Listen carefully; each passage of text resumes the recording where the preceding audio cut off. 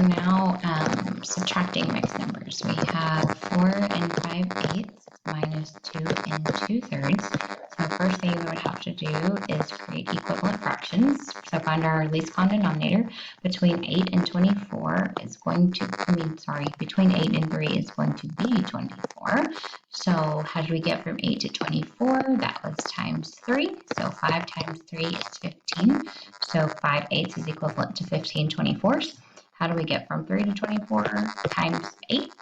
And so 2 times 8 is 16. And again, this is why we do the fractional portion first, whether we're adding or subtracting mixed numbers. Because we can't just say it's 2 and 1/24, which is what sometimes the mistake that's made. Because we can't, just like when we're subtracting whole numbers, we can't take 16 from 15. So what do we have to do? Same thing, we're dealing with whole numbers. We have to come over here and borrow a whole. So this becomes a 3. Now, how do I add a whole to 15 24ths? If I'm sticking with my least common denominator of 24, I can add a whole by adding 24 24ths, because that is equivalent to one whole. And 15 plus 24 is 39 24ths.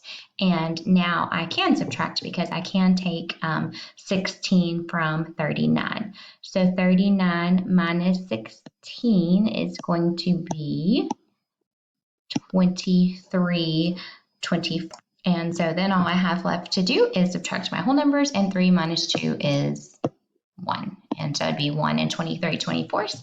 And I know that can't be reduced because 23 and 24 are next door neighbors on the number line. I'll say this one more time, a common mistake sometimes that's made is we'll add the 24 24ths and we'll add the whole over here. But sometimes you guys forget to make this a 3 instead of a 4, and so you would tell me it was 2 and 23 24ths, but that should be 1 and 23 24ths. And so that is what you do if you can't subtract. You have to add the whole over to the fractional portion of the problem.